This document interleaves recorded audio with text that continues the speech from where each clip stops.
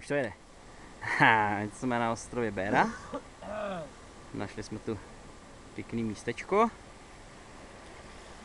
Úplně až na konci jsme. A tady máme klidnou takovou zátočku. Tam jsme zkoušeli poločky a tam už je čistý otevřený moře. Tam to fouká jako blázen vlny a tak různě, ale my to tady máme klidný.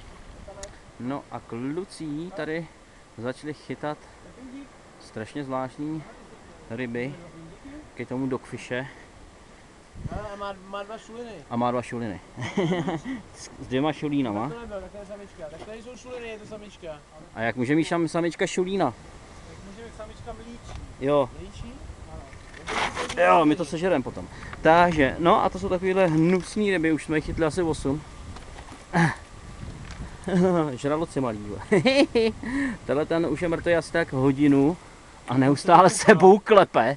Už je úplně celý vyfiknutý, 2krát přeražená mícha a prostě žije asi tak půl dne. No, 4krát do hlavy, 8krát možná.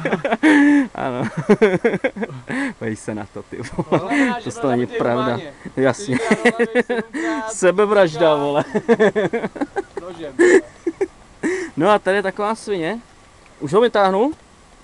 Můžeš ho a on je strašný šmirgl, totiž. Tak já ho teda chytnu. Jo. A je strašně nebezpečný a silný hoch, totiž. Tady jsem chtěl já poločka malinkýho, ale ho Igor očuchává, necháš ho, ty bejku. No, to se takhle cuká ten chcípák. Ukáž držku, ukáž držku. Jo, a ty oči, vej se na tu držku plnou Řase, už tam mám viděli. A žere trávu. Je to žralok, žere trávu.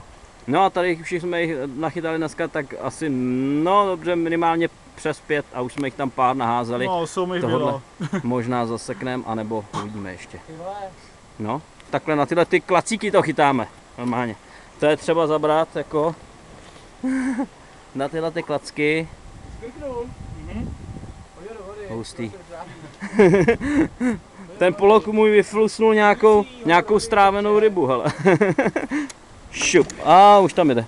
Tak, jsme věnovali, už ho nezapíchnem. Dobrý.